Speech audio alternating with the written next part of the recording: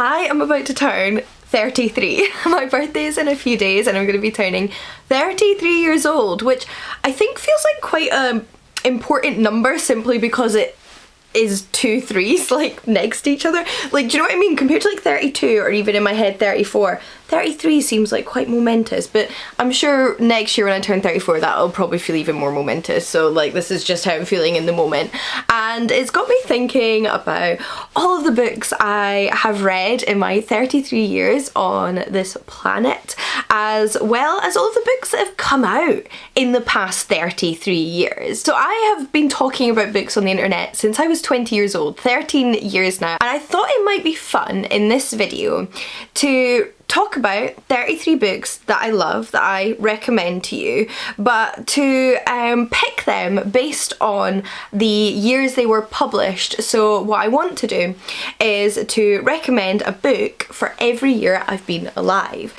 which means I'm going to be sharing with you my favourite book from 1992, the year I was born, 1993, all the way up until 2024. And when I was making my list for this video, I thought it was particularly fun because I love all of these books, don't get me wrong, but they wouldn't necessarily be the 33 books I would pick if I were to pick my 33 favourite books I've ever read ever, because they wouldn't all necessarily have come out in different years, and certainly a few of them would have come out before I was born. But actually this format I think is going to give me the opportunity to talk about some books that I don't often talk about, and a really random selection at that. So, you know, we have books in pretty much every genre, we have fiction and non-fiction. It's just a really random list. Like, it's not a list that would be defined by any other category than simply the one that I've sort of created for this video, and for that reason I think it's quite fun because it's like just 33 random books that I've loved that came out in my 33 years on this planet. So based on what I've read from the years I've been alive, obviously I didn't necessarily read these books the years they came out. I mean, my pick for 1992 is very much an adult book, which I was not reading when I was 0 years old, and it wasn't being read to me either. It's just about the fact that they came out in those years, that's the prerequisite. And for the couple of translated works that I've included in this video, I have gone with their original publication date, not their English translation. So they probably came out in English quite a few years later, but I've just gone with the year they came out in their original language. So without further ado, after that very long and rambling introduction, let's talk about my favourite 33 books from the 33 years that I've been alive. So beginning with 1992, there were 2 books that I really struggled to pick between for this year. Be fun to see if you can guess what the other one was, but I felt like I had to start things off with Donna Tartt's Secret History. This is such an interesting book because it obviously is a defining book of the dark academia subgenre, and it's a favourite of many, and it's a book I've reflected on quite often over the years since I read it. And it was interesting because when I first read it, I think I just graduated, or I was in my final year of my undergraduate degree in classics, which is the subject studied by the students in the Secret History. In part, I think because classics has this reputation of representing this kind of like social elite, it feels quite exclusive and exclusionary, and it's a commentary on class and academia, and it's a really compelling novel that's beautifully written. And if you haven't checked it out yet, even though it's been talked about non-stop since it came out, I would recommend going and checking it out. But when I first picked it up, I did so on the recommendation of a friend from my degree who said, I love this book, it's like our lives. And I was like, cool, it's about a bunch of classic students, let's pick it up. And one of my overarching thoughts throughout this reading experience was like, what was David doing in his spare time when I wasn't there? Because this was very much not my experience of university. Obviously the plot itself was in no way a reflection of our time at university, I promise, there was no murder. But it was interesting because I do think it sort of like touched on some of the experiences I think me and some of my friends had being like working class students from working class backgrounds who ended up studying a subject like classics. And it's a book, yeah, I think about it a lot. It's obviously been very impactful in its subgenre. It's become a sort of modern classic, and I kind of had to include it here. So yeah, I think this one is worth the hype. I definitely check it out, and it is my pick for 1992. I also think it's quite funny when you think about the books that were published the year you were born, because it's interesting and kind of serendipitous to me that one of the like most famous books about classic students and about academia is the book that came out the year I was born, because academia has been such a big part of my life. You know, just interesting. Then we come to 1993, and this was actually the year I struggled with the most. Apparently I haven't read a lot of books that came out in 1993, and I've liked even less of them.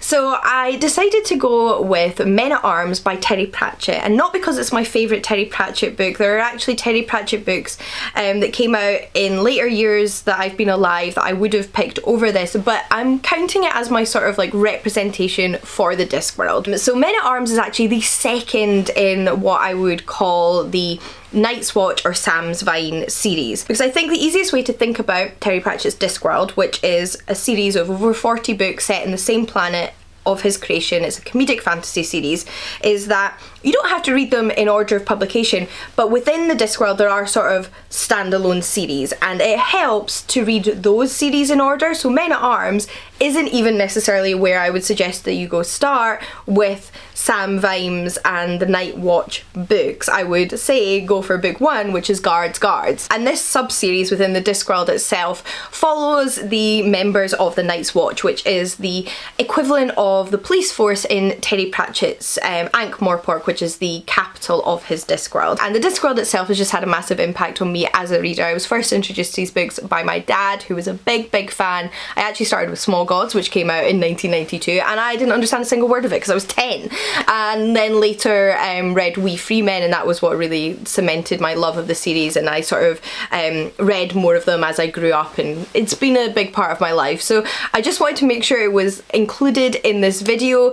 No offense to Men at Arms, it's a good book. It's not my favourite, but you know, it's a highlight of 1993, that's for sure. Then for 1994 we actually have one of the few books from my childhood that is in this video. It's not a book I read in 1994 because again I was only 2 or 3, but it is a book I adored as a child, and that is The Secret of Platform 13 by Eva Ibbotson. This is a book that I read and reread as a kid. I don't think I ever owned a physical copy. I do now. I bought one as an adult, but I used to borrow it from the library on audio cassette tape on a regular basis. This is a gorgeous, imaginative children's fantasy book about a little boy who grows up in the ordinary mortal world, living a pretty miserable life, only to discover that he is actually the missing prince of a fantasy world which can be entered through this station at Platform 13. And it probably goes without saying, but this book in turn has had a lot of impact on the children's fantasy genre, and you may sort of recognise some of those tropes as referenced in some of your own childhood favourites. But I would highly recommend checking out this book, and even if you're an adult, I still think it's utterly charming and stands the test of time, so go give it a read. Then for 1995 we have the first horror novel on this list, and that is The Between by Tananarive Due, and this is one of the most emotional horror books I've ever read. It's very introspective, and it's sad, and it has you doubting what you're reading, and it also has you thinking on themes of grief and death. And specifically it is about Hilton, who is you know, a fully grown family man who when he was a child had a near-death experience, but was saved by his grandmother, who instead sacrificed herself, and he lost his grandmother that day. But these sort of like dark presence that is the universe and your destiny and death and your fate never forgets about him, and it's always sort of like hanging around him. And for all of that drama, it still feels like quite a slow read, but it's one that's quite insidious and has you really curious as to what is going to happen. Then for 1996 we have a book that I still remember the year I read it, because I actually read it for school. I read it in my final year of secondary school, so before I headed off to university when I was probably around 17, which would have been in 2009 for my advanced higher English class. I devoured this book. I absolutely adored it. I loved reading it, I loved picking it apart, I loved discussing it and writing essays on it. I thought it was so fascinating, and it was probably one of the first like truly literary novels I ever read and made me curious to read more. And it's a historical novel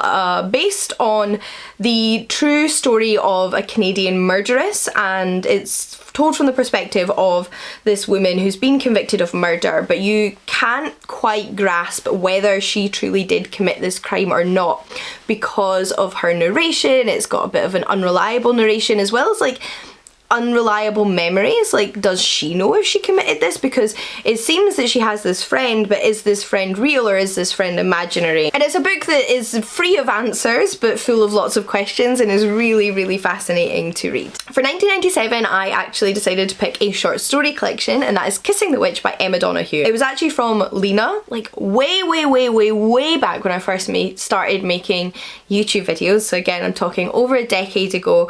I remember Lena talking about this book in one of her videos and picking it up because of that, and just absolutely falling head over heels for it. It's a collection of stories, each of which retells traditional fairy tales. So we've got like Snow White in there, but every single time with every single story, it sort of like flips your expectations on their head and makes you question who the villains truly are. And there is a loose thread that sort of like interconnects each story. So each story sort of like connects with the next one with a minor character, but in particular, what I think defines these stories is that the women, without a doubt, always save themselves or each other.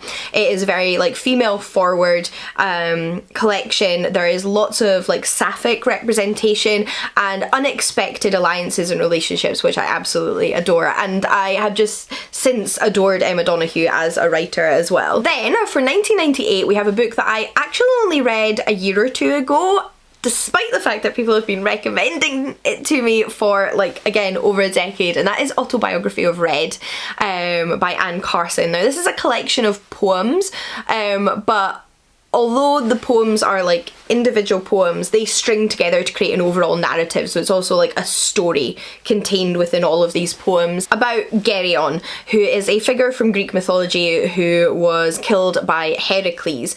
But Anne Carson reimagines him as a young man growing up who has a love affair with Heracles in the sort of like 20th century. It's not like specified the time, but I guess that's when it came out, so that's when I'm saying it was set. And it sort of pulls in themes of Greek mythology to explore like queer love and queer grief, and it's absolutely stunning. And like I said, I only read it in recent years when I was researching for my own book, All the Violet Tiaras Queering the Greek Myths, which is about ways in which authors have retold Greek mythology from a queer perspective.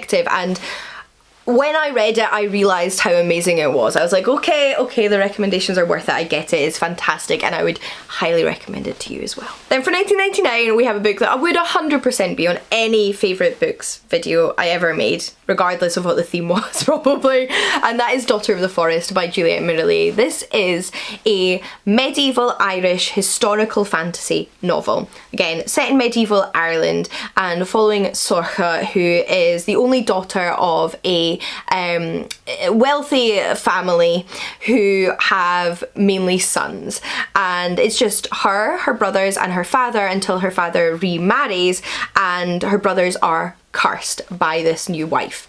And it is a retelling of a classic fairy tale, but it is so much more as well. It is such a rich book. It's a love story. It's a story of like quietly fighting back. It's a story of self-discovery. The writing is stunning, and it paints a incredibly rich picture of this fantastical version of medieval Ireland, and it draws on lots of elements of Celtic folklore that I love, and I cannot recommend this book more highly. I've talked about it many times, and I'm quite glad that I got to include it again here. Then for 2000s, I have my first non-fiction book, and that is Feminism is for Everybody by Bell Hooks. This book is pretty self-explanatory from the title. It is about how feminism as a political ideology is important to everybody's lives, to society as a whole. And of course that comes from the perspective of creating gender equality and lifting women up from their oppression, but this book also dives into how patriarchy and misogyny and sexism against women has an impact on everybody's lives and how it negatively affects everybody regardless of gender identity, and that includes men. And it's a very accessible book. It's like a great starter book for anybody wanting to read and learn more about feminism, but I also think it's an important part of anybody's like feminist reading journey. Then for 2001 I had to pick a book which was one of my absolute favourites as a teenager, and that is The Book of Shadows, which is book 1 in the Sweep series by Kate Tiernan.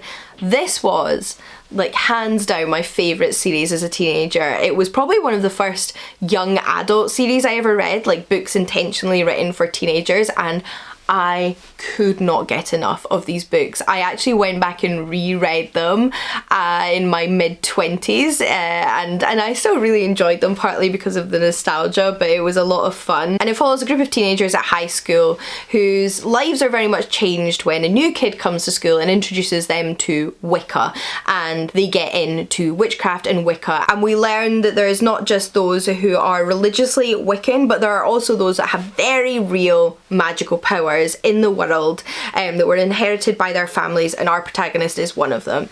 It's a ton of fun, they're super quick reads, and like I said, they were just one of my favourites growing up. For 2002 we have another young adult fantasy series, but one I read as an adult, and that is The Fires of the Faithful by Naomi Kritzer. And this is a sapphic fantasy duology, which, although I think the sapphic relationship, the relationship between the two young women in the book is very important to, I wouldn't necessarily say it's primarily a romance series. If anything, it's a book about like fighting against oppression. It's very like detailed in terms of the politics and world building of this series and this world that it's set in, and in some ways it's about the radicalisation of the young woman at the centre, but in a positive way, to recognise the oppression in the world that she lives in and to join the resistance. And it's just fantastic. It has a really interesting religious system, and it's just very detailed and immersive, and if you like what I think of as quite like old school fantasy, it's a must read. 2003 is another non-fiction book, and it is a very tiny little book, but one which packs a punch, and that is Are Prisons Obsolete by Angela Davis. So I read this book quite a few years ago now, and it very much was one of the like inciting books that made me think about something I'd never really thought about before, and completely changed my perspective on something, well, I hadn't really thought about before, although maybe changed isn't the right term given that I hadn't thought about it much, but it made me think about something and made me develop an opinion on it, and started a long like sort of journey of reading more on the subject and watching documentaries on the subject, and that is of course the incarceration process and the concept of prisons themselves. And if you are interested in prison abolition, or you've literally never thought about prisons before but are kind of curious what people have to say on prison abolition, then this is a must read. Again, it's a really important book in this sort of like non-fiction niche and this area of politics. It's had a lot of impact.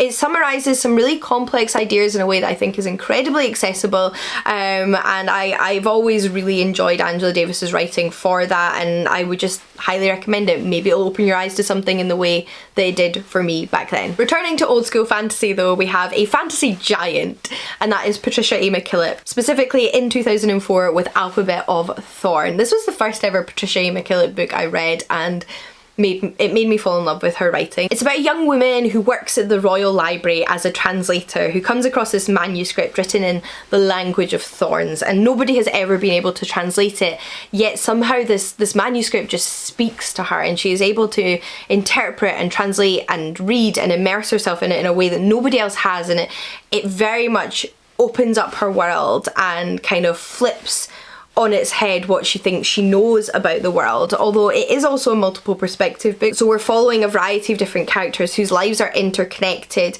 by the information that is coming from this book and the past and the present that it hides, and how it sort of has bearing on all of them, and it's just absolutely gorgeous. Honestly, I would have loved a whole series set in this world, but One book is enough. It is absolutely beautiful and I would highly recommend it. For 2005, I have a little bit of a sadder choice, and that is Never Let Me Go by Kazuo Ishiguro. And this is a relatively low action literary dystopian novel where we follow a group of teenagers who have grown up in this boarding school environment where their lives and what their lives are intended for has been set out for them from birth. Although I don't want to give away what that is if you don't know already, because obviously it's interesting to find out as the novel progresses. And like I said, it's low action, it's slow paced, it's soft and emotional and kind of heart-wrenching to follow the lives of these three friends as they exist in this world that has, like I said, chosen their destinies for them. Looking at how many books I still have to talk about though, I think I might need to shorten my descriptions of them. So 2006, for me, the best book that I've read that came out that year was The 13th Tale by Diane Setterfield. This is sort of like a literary mystery novel which follows a journalist who is hired by this sort of like infamous wealthy woman to record her like autobiography, to like be her biographer, and the secrets that she learns about this woman. It is beautifully written, incredibly compelling and mysterious, and like I said, we don't have all the time in the world, so that's all I'm going to say. Then for 2007 we have The Vegetarian by Han Kang. So this is one of the translated fiction books I mentioned at the beginning of this video, which wasn't actually translated for quite a few years after that, because I read it the year it came out in an English translation, which was not 2007. This is a novel set in South Korea, but initially the premise is kind of mundane. It's about a woman who decides to become a vegetarian, and her family very much object to this, but it becomes a commentary on women and women's bodies and the way in which they are perceived and controlled by the men around them, and it is so incredibly well written. For 2008 we have Chalice by Robin McKinley, another favourite fantasy author, another classic fantasy writer. And this I would say is one of the original like cozy fantasy novels. It's about a woman who's a beekeeper who is chosen to take on this like important role as an assistant to a priest. It's sort of like a role that is just like allotted to people, and she is like the next person to take on this role in her community. And it's like I said, it's quite cozy, it's soft. I wouldn't consider it like high action fast paced by any means. It's much more about the world building and the community and her adjusting to this new role and her relationship with the priest who she serves. For 2009 we actually have a book I only recently read, and that's a short story collection called The Dangers of Smoking in Bed by Mariana Enriquez, and this is like literary horror. That's how I'd best describe it. I've actually read two of this author's short story collections now, and her writing is very dark. It's quite visceral, and there's a lot I love about her writing, but in part I think it's the fact that even when there's like loose paranormal elements in her stories, the horrors themselves are always very much the horrors of the real world. They are like social and political commentary on the real world, and they're very much the real horrors that exist around us. And the themes the stories touch on are like wide ranging from sort of like girlhood to like wider political commentary on like class inequality, and it's all done masterfully and manages to blend together really well. For 2010 I picked 9 Rules to Break When Romancing a Rake by Sarah MacLean, who is one of my favourite historical romance writers, so I had to include her in this video. And this book is a ton of fun. It's like a romantic comedy set in the Regency era about a woman who is approaching spinsterhood. You know, she's getting a little bit old for society, she's kind of given up on any expectation to get married, so she decides to make a list of things that she wants to accomplish with her life, things she wants to do, things she's been excluded from because she is a woman, and she ends up enlisting the assistance of this like rakish, roguish duke so that she might be able to accomplish all of these things, and along the way they fall in love, and it's a ton of fun. For 2011 we have Salvage the Bones by Jesmyn Ward. This is another book which is very loosely inspired by or sort of playing with Greek mythology, specifically the myth of Jason and Medea. But again, one, you don't need to know the background of the myth, I think, to enjoy, but it is a way in which the main character processes her own life.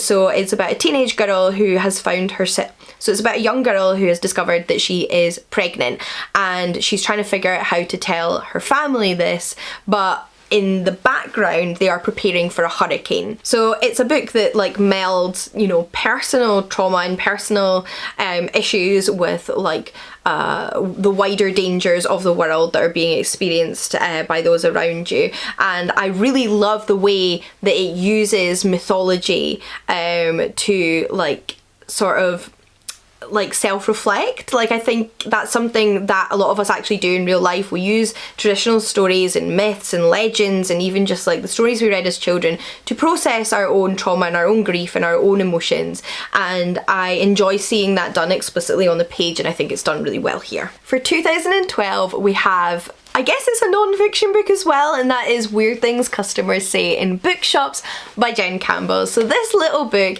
is a laugh on every page, and I still remember the experience of first reading it back when I think I was about like 21, and I picked it up because I think I'd seen it talked about on the internet, and I just started making bookish videos myself over the past year, and I thought this sounds like fun, and I remember reading it, and it's a collection of fun anecdotes and quotes from a bookseller, specifically Jen Campbell, of her time working in bookshops and some of the interesting customers she met and some of the interesting requests they had and things they said. And if you're a reader, if you're a bookseller, if you're a book buyer, if you just are in any way part of like the bookish world, you will like be rolling around on the floor with laughter reading this collection. It's relatable and funny and silly and just fantastic. But I also have a very soft spot for this book because it was actually like kind of the way in which I met one of my best friends in the entire world, because I reviewed this book on my YouTube channel when I was 21, and I ended up chatting to Jen because of that review, by which I mean we started emailing, and she sent me a copy of her newest book, which was the Bookshop book, and then Jen decided she wanted to make her own YouTube channel, and I was like, yes, this is a great idea. And yeah, since then, like I said, she's been one of my best friends in the whole world. So like it's got a very special place in my heart because of that, and it's also just a ton of fun, so check it out. For 2013 we then have Entreat Me by Grace Draven, another favourite author, specifically of romantasy. For me, Grace Draven, queen of romantasy, and this is her take on the Beauty and the Beast fairy tale, which again, one of my favourite fairy tales to be retold. I always think it's kind of funny how much I've grown to love the subgenre of Beauty and the Beast retellings, because it wasn't a favourite fairy tale growing up, it wasn't a favourite Disney film, honestly never thought twice much of it as a like kid, but as an adult, love a retelling of Beauty and the Beast. And I think partly it's because I quite like confined space novels, like where we're just sort of like forced to be with characters in this one space and they're forced to spend time together, like forced proximity. So that might be part of it, but whatever it is, I absolutely love it, and this is one of the best retellings out there. That's all I have to say, it's just one of the best. 2014 we have another horror novel, this one specifically being like an apocalyptic horror, which is The Girl with All the Gifts by M.R. Carey. I still think about this book on a regular basis, as well as the film, because I think the film is a phenomenal adaptation of the book, which isn't surprising because it was also written by the author, and is one I've been trying to get my partner to read for ages because I know he's going to love it when he finally does. It takes place in a sort of like apocalyptic version of our world, so like things are falling apart. I don't want to give too much away because if you don't know going in, there's some like fun revelations, but it is quite a famous book, and the way it's like categorized often like gives away some of those elements, so like you might already know, and I don't think that that takes away from the reading experience. I'm just not going to mention them here, but we do start off the novel in a sort of like complex, a like protected complex, which is sort of like cut off from the world outside, you know, trying to protect those within from like the apocalypse that's happening. And we follow a little girl at a underground school, except that she and her fellow students aren't treated like normal children. They are chained up every night and treated like they are incredibly dangerous. Why? I don't know, but it is such a stunning book. It is so interesting, and I think within the apocalyptic horror, it has so much like creative commentary on our world and the environment and the future of Earth and those that live upon it. So I think well worth reading. For 2015, we have a sci-fi novella by another favourite author, and that is Binti by Nnedi Okorafor. This is the first in a like sci-fi novella trilogy about Binti, who is the first human from her community to ever accept a place at this intergalactic university. And something that is quite an integral part of her community is that they don't leave Earth. They don't leave their planet behind. So in order to go to this university, she's doing something that is very much against the wishes of like her family, and she's having to balance her family and culture and what is important to her from that side of her life with her desire to leave the planet and discover something new and see what's out there and go to this university. And that is like the overarching theme of the whole series, but book one is about her journey to the university, and I'll say no more. For 2016, I've picked Convenience Store Women by Sayaka Murata, which is a Japanese novel set in a Japanese convenience store following a woman who works at said Japanese convenience store in Tokyo. And it is one of those books that has a very simple premise, but which has a ton of impact within that like small, insular, again, quite like restricted setting. And it's very much about fitting in and not fitting in and societal expectations placed on behaviour and personality and who you are, and that's what it's about. I really hope I'm not rushing through these, but I also appreciate that you probably don't want a 2-hour video. So for 2017, we then have The Strange Case of the Alchemist's Daughter by Theodora Goss, which is a really fun book which is inspired by classic Gothic literature. So it's set in the 1800s, and it features a cast of characters, all of whom are the daughters of famous like Gothic literature figures. So like we have the daughter of Dr. Jekyll, we have Rappaccini's daughter, who is a real character, we have the daughter of Dr. Moreau, Dr. Frankenstein, etc, etc. In later books in the series as well, we also see figures and women inspired by novels like Dracula and Carmilla. So like it's quite expansive, and it is so much fun. Like if you're into the Gothic subgenre and you like want to see these worlds mesh together and read about like strong, feisty women in the Victorian era solving crimes and taking down secret societies, then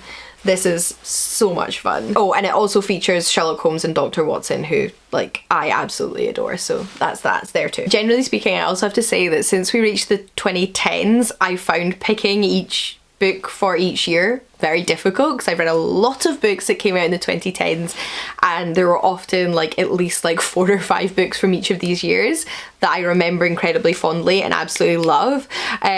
So these are just ones I particularly like wanted to recommend and talk about on this occasion, and maybe books I don't get to talk about quite as often. So yeah, for 2018 we then have The Majesties by Tiffany Tsao, which completely disconnected from the book itself. I have a very strong memory of reading because I was reading it when I first met my partner, when we were meeting up for our first few dates from a dating app. I remember waiting for him like in a park reading this book, and I don't know what that has to do with the book really, but it's fun to sort of like reflect back and think of like the kind of like visceral memories that are conjured by like a book cover and the time that you were reading it in. So I read this book in 2020, and it features what I would consider an unreliable narrator, but specifically our narrator is in a coma, and she's in a coma because her sister has poisoned their entire family at a family gathering, and she's now in this coma but processing what she's hearing outside, like the nurses and other people around her talking about what happened to them, and in her mind she can't speak to anybody. She's trying to figure out what led to her sister poisoning the family and her. Won't say anything else, but that's the premise. And then for 2019 we have another book which I strongly associate with my partner, and that is This Is How You Lose the Time War by Amal El-Mottar and Max Gladstone. And the reason I associate this with my partner is because he lent it to me. It was his book, he loved it, he gave it to me to read, and I absolutely adored it, so much so that we even have a passage of it as a reading at our wedding, which is coming up later this year. So we love this book, we both do, and for good reason. It is a beautiful book. It is a love story between two beings, shall we say. I think they're at least partially artificial intelligence, android or robot, but to be honest I don't think that detail is that important. In a version of the future in which a war is being fought across time, so they travel throughout time to different periods in time in order to like take out the enemy, and this war, like I said, is being conducted throughout time by these soldiers, and our two protagonists are on opposite sides of the war but have started to leave each other letters throughout time, messages in moments which they know that the other person will be there for, and slowly and steadily and beautifully they fall in love, and it is just stunning. It features some of my absolute favourite prose. Again, a beautiful contemplation on what love is and what love means to us, and I absolutely adore it. Then for 2020 we have another horror novel, although a novella more specifically, and that is Ring Shout by P. Shelley Clark, another favourite author. I've managed to squeeze in quite a few favourite authors in this video, which I'm very happy about. And this is an alternative history horror novel set in the early 20th century during the time in which a very real film was released called The Birth of a Nation, and this was a racist propaganda film that came out, like I said, in the beginning of the 20th century, and was adapted from a book by the same name. And although it's alternative history, there is like an essence of reality there, in that in this version we see a paranormal like entity spring forth from this film and infect people with its racism. But isn't that just like an allegory for the like racist messaging that it did in turn, like, you know, impart onto the viewers back then, but with a like very visceral paranormal twist, and it's fantastic. Then for 2021 I decided to include a thriller because I haven't actually mentioned many thriller mysteries so far, and I do love the subgenre. So for 2021 we have Girl 11 by Amy Suter Clark, which follows a podcast host, a true crime podcast host who investigates cold cases and sort of like helps uncover evidence and maybe solve crimes that have been left unsolved through her podcast after coming from a career in like social work, and she wants to like use her skills in a new way. Our protagonist decides to dedicate her current season to this crime in which a man kidnapped and murdered women, getting younger and younger and younger until Girl 11 escaped. We'll say no more than that, but it's a very, very well written, very engaging mystery. For 2022 I decided to go with an essay collection called Girls Can Kiss Now by Jill Gutowitz, because reading this essay collection for me was one of the most nostalgic and introspective experiences. It was so much fun. It's very much about the time in which I grew up. I think I'm very close in age to the journalist Jill Gutowitz who wrote this book, and she talks about growing up as a queer woman in the like late 90s and early 2000s, and the media and the popular culture that defined that era and defined her experiences again as a queer woman. And reading this book I was just like, oh, I remember that, oh my god, I remember that, oh, I'd never thought about that like that, and it was just so much fun. So if you're a similar age to me in particular, maybe give or take a few years, and you also identify as a queer woman,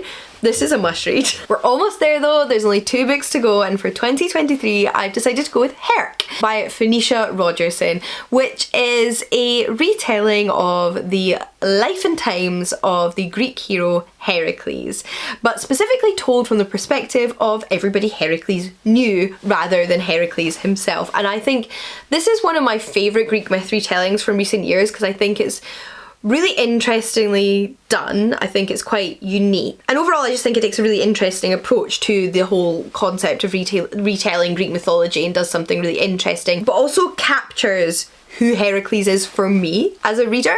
Like, this is the Heracles that I perceive in ancient Greek mythology. Like, this is really very much a version of Heracles I have always seen, and it's interesting to see him captured by the author in that way, because of course there's no like right or wrong way necessarily to perceive a mythological figure, but this is my Heracles, and he's not always very likable. In fact, he's very rarely likable, and I enjoy that we are seeing him as perceived by all these other figures and all these other people that he interacts with. And I also really appreciate that this book re-queers Heracles, because Heracles as a figure was having relationships with men and women in antiquity, and I like seeing that depicted on page. So all in all, I just think this is a really interesting book, really fun and really well done if you're interested in Greek mythology, and maybe something a little bit different to the other Greek myth retellings on your shelves. And last but certainly not least, for 2024 we have Best Hex Ever by Nadia El Fassi, which is a contemporary paranormal fantasy romance about a witch, a kitchen witch, who brews magic in her tea and coffee and cakes and pastries and runs a little cafe in London, where she ends up meeting this museum curator who she is immediately attracted to, and it goes both ways, only to discover that they are both part of the wedding parties of their friend's wedding. So their best friends are getting married to each other, and they are both involved in the wedding, and they have to spend the weekend together, and maybe they fall in love. And it is so cozy and charming and heartwarming, and it's both about their love story and their romance, but also about like the harm we can cause ourselves through like judging ourselves and through hiding parts of who we are. And it is so beautiful. I've talked about it a lot. I read it last year and it was in my favourite books of the year, and